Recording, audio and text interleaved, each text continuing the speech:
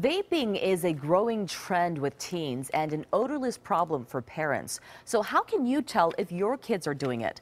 Tonight, KCAL 9's Chris Holmstrom shows us how parents are keeping up with Generation Vape.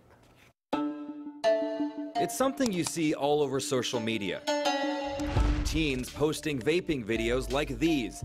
Some of them are even considered artists for their vaping abilities. We talked to this group of young people. Half of them are vapers. I was about 17 when I started vaping. Before that, it was cigarettes, but vaping has taken over. It's really popular with high school students and even middle school students. I see 13-year-old, 14-year-olds doing it. I'm like, I didn't start smoking until I was in high school.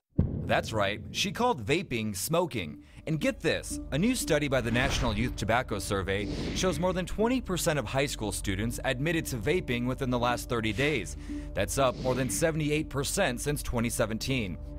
A disturbing trend most parents don't want to hear, like this mother who has a daughter in high school. Because she shows me videos all the time of people doing it and then they post it.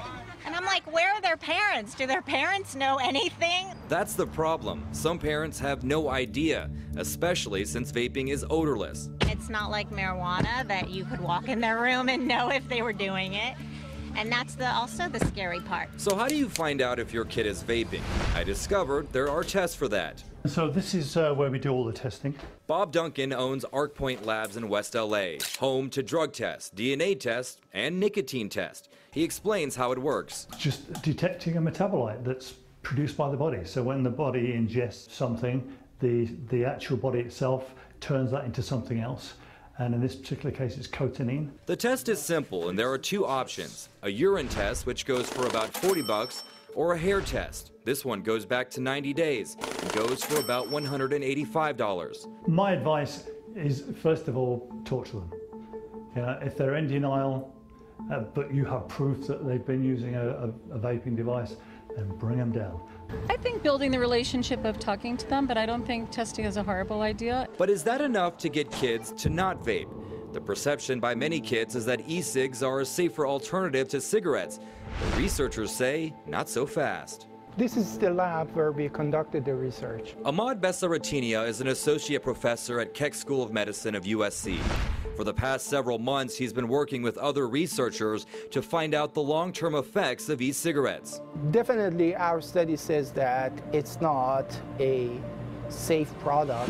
The study included 93 people. They were divided into three groups: non-smokers, cigarette smokers, and vapors. To our surprise, we found out that many of the changes that are established in the oral cells of electronic cigarette users are very similar to those that are found in cigarette smokers.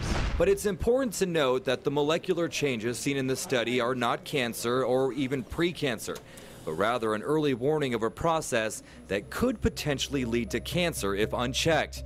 Another reason parents need to talk to their kids about the effects of vaping.